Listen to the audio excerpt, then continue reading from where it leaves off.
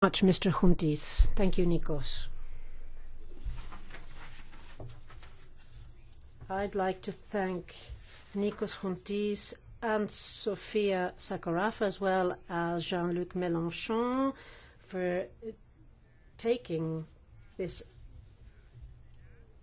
excellent initiative and for organizing this conference that is taking place this morning. I think that it's going to be very enlightening. It's going to explain what happened in Greece. I'm going to speak in English because from what I understand, most people in the audience don't speak and understand Greek. I thank Nikos Huntis and Sofia Sakorafa and Jean-Luc Mélenchon for their initiative to have this session on the works of the Truth Committee on Public Debt.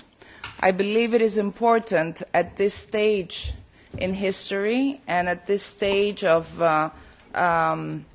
political developments to know the truth, not only about the Greek debt, but also about what happened in Greece during the last year. Some say that alternative politics or that the policies of the left were defeated in Greece. Some say there was a capitulation. The truth is there was a betrayal of the commitment to the people, a betrayal of the popular mandate for democracy and for doing away with the memoranda, a betrayal of the trust which was shown by the Greek people to the government. And the Truth Committee on Public Debt, the works of the Truth Committee on Public Debt, and the fate of the Truth Committee on Public Debt are there precisely to prove this betrayal. Because the committee has been a powerful tool, a powerful instrument for the Greek people and for the Greek government to defend themselves towards what was a clear extortion, what was a clear blackmail, and yet the committee works were not capitalized. The committee works were not used. And now, ever since September, there is a real persecution of the committee by the very government which purportedly seeks to serve the people and which purportedly seeks an alleviation of the Greek debt. But let me start from the beginning. How was the Truth Committee on Public Debt created? How did it operate? What were its conclusions?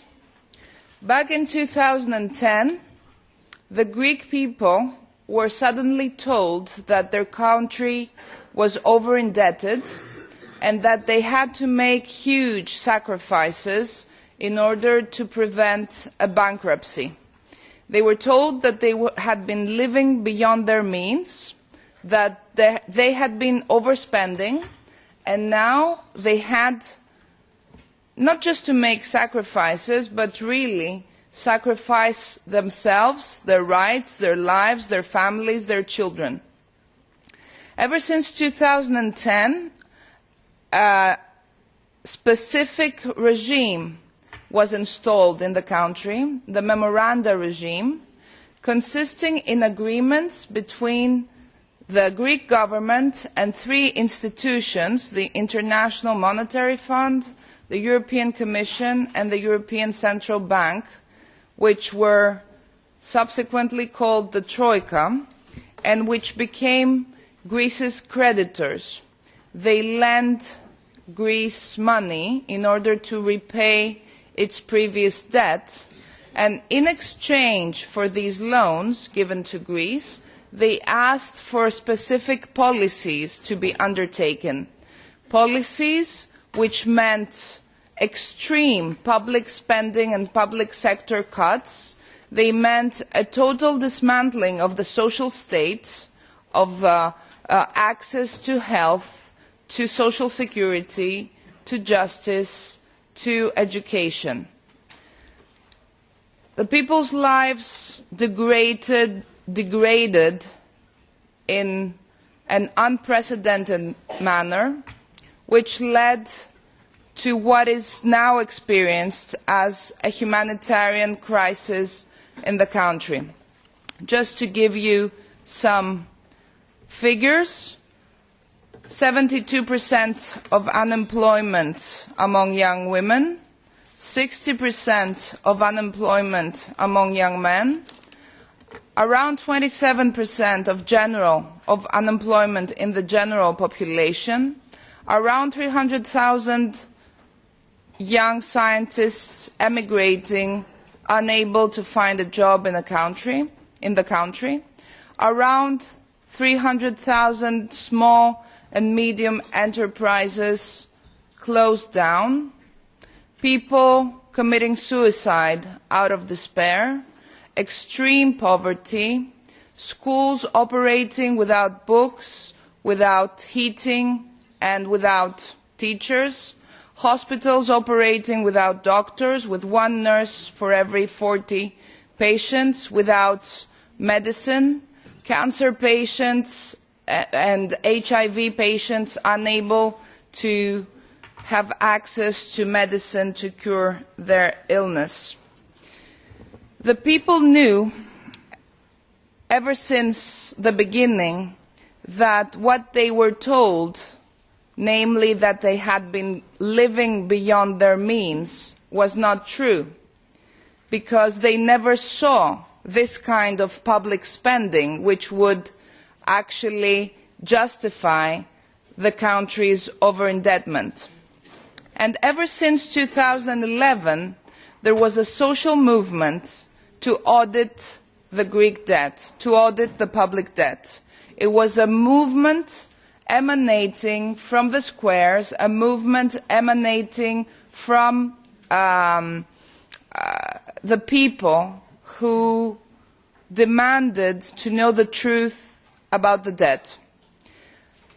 So auditing the debt emerged as a social demand back in 2011, and it was very quickly undertaken as a political commitment by political parties which were in the opposition back then.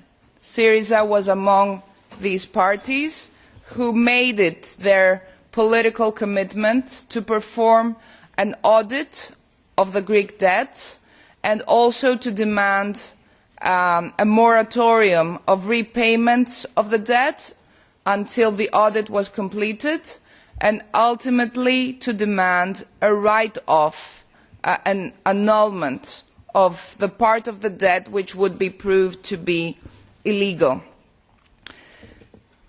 When Syriza came to power, it should go without saying that what was a social demand undertaken as a political commitment by a party who acquired a popular mandate should be transformed into an institutional obligation, into an institutional duty.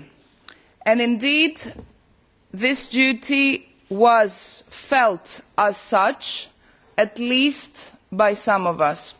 In my inaugural speech as President of Parliament, I referred to the obligation of the Parliament to do whatever it could under its competence in order to serve this right of the people and this duty of the government and of the institutions to know the truth about the debt, to audit the debt, to perform also a legal assessment of the debt. Now, when was this committee decided to be created? Well, it was decided to be created right after the 20th of February, right after this monstrous agreement which was announced in the context of the Eurogroup and which encompassed a provision saying that Greece would pay its debt in full to its creditors, that Greece recognises its debt. This was a provision absolutely contrary to our political commitments, and it was also a provision which was meant to prove disastrous for the people, because it would mean that they would have to pay a debt which was clearly not theirs, it was not created by the people, and that they would have to repay a debt of which the repayment meant a total social destruction. So, on the 21st of February, I met with the Prime Minister, Mr. Tsipras, and told him that it was of extreme emergency to create a way out of this agreement, the so-called 20th of February agreement, and it was also of extreme emergency to commence the audit of the Greek debt, which would allow the annulment of the debt and it would allow the country to breathe. Back then, Tsipras was saying that the agreement of the 20th of February did not really mean that Greece would pay its whole debt. It only meant that there was such a commitment of repayment for the 4 months to follow. Nevertheless, he agreed that this committee would be created. Right now, I think he only agreed to it believing that the committee would not perform, that it would not produce results. But the committee was created and it had the honour to have Eric Toussaint as a scientific coordinator and Sofia Sakorafa, who had been an emblematic figure in the social movement for an audit of the debt, as the connection of the committee with the European Parliament and with the parliaments of other European member states. Why was it called a Truth Committee? Because it was meant to investigate the truth on the debt, and it was also meant to counter severe propaganda which was emanating from the major media in Greece but also abroad, which were depicting the Greek people as lazy, corrupt, and having lived beyond their means and having therefore over-indebted themselves.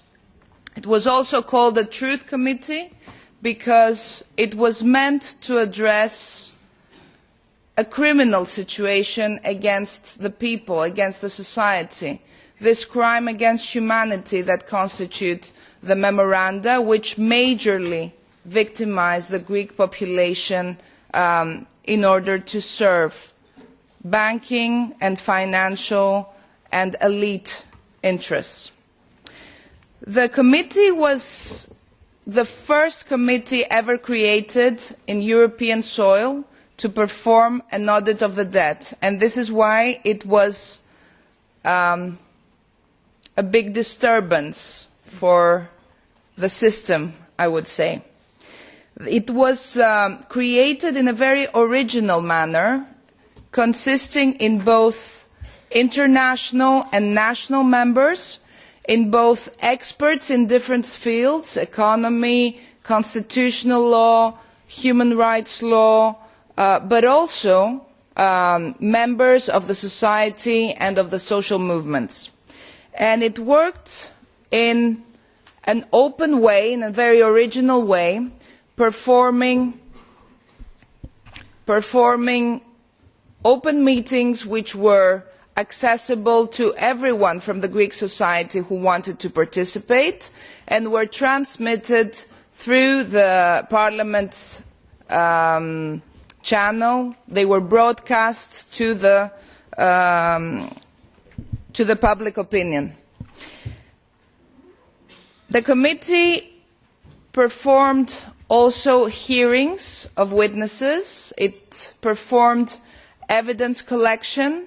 It held public hearings and specifically it held a hearing of the former representative of Greece to the IMF, Mr. Roumeliotis, but also the former advisor of former President of the European Commission, Mr. Barroso, and it also addressed different authorities in order to collect data. We have had ministers who have been cooperative with the committee, and Nikos Choudis, back then being a minister charged with the European affairs in the Foreign Affairs Ministry, was one of those who were cooperating with the committee. But we have also had uncooperative authorities, such as the Central Bank of Greece, which refused to give to the committee the evidence of the transactions concerning Greece's loans, invoking actually the banking system. The committee publicised its reports, its preliminary report, as announced on the 17th and 18th of June 2015. This means right in time for its works to be used by the government in the negotiation. I will quickly summarise the findings of the committee.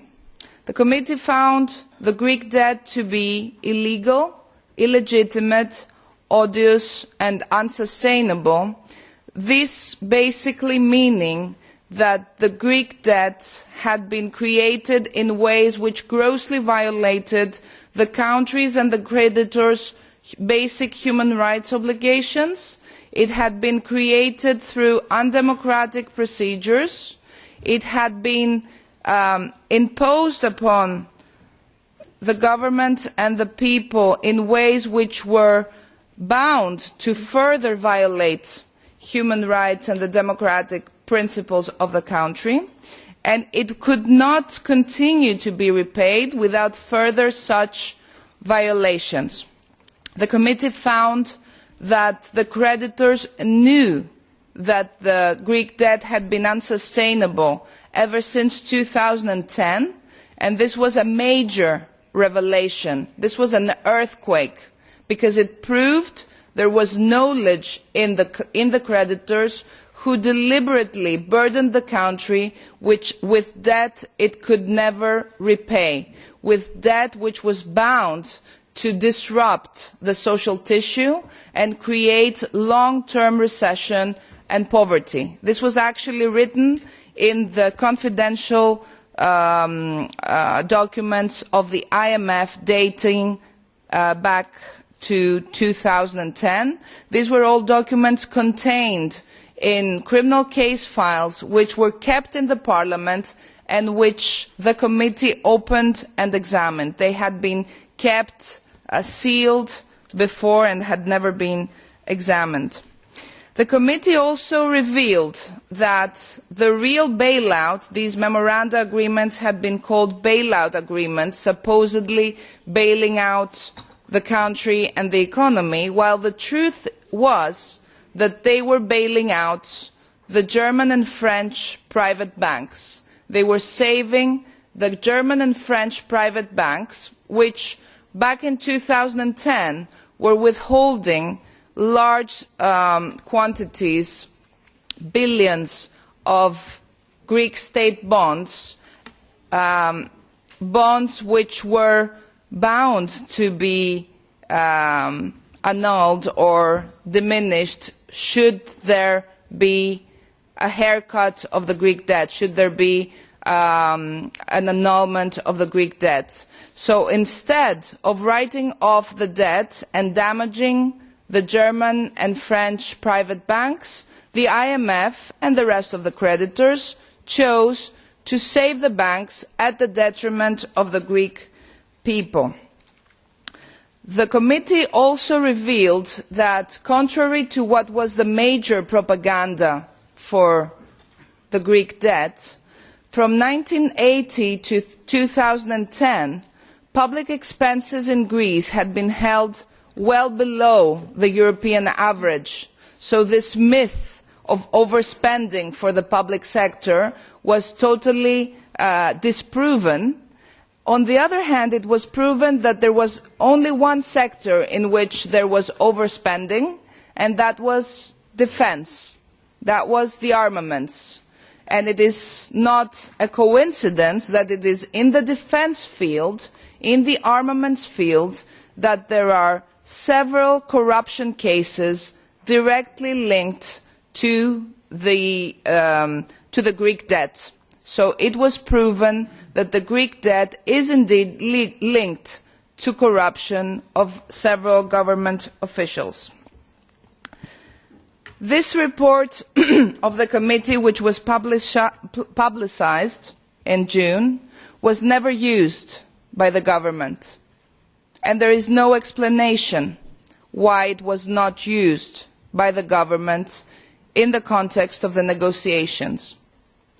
This report created panic in the creditors, and it actually obliged the International Monetary Fund to go public at the end of June and in mid-July, on the 26th of June and on the 14th of July, admitting for the first time publicly that the Greek debt was unsustainable. And still, the Greek government did not use the report, and to date, the Greek government has not used the report. Rather, in mid-August 2015, the government signed a third memorandum and undertook more loans up to €86 billion, which on top of the previous €325 billion, which basically means that right now every baby born in Greece owes €41,000 without even having breathed. After the September elections of 20th of September 2015, the committee met for the last time. It was a scheduled meeting. It was before the change in the presidency of Parliament, and a second report of the committee was issued, which reveals the illegitimate and illegal character, the odiousness and unsustainability of the debt connected to the third memorandum. And this report is only available online. You can reach it. The first report is still available. We managed to print enough copies in order to distribute them, and I actually brought with me copies of the report. Let me tell you that ever since September, what we have been experiencing as a committee is a fierce persecution and a fierce attempt to seize the committee works, to seize the audit of the debt, to silence the committee, and to make its reports and its works vanish. The committee reports were removed from the Parliament website within the first few days as of the new presidency era. In November, the committee was removed from its offices.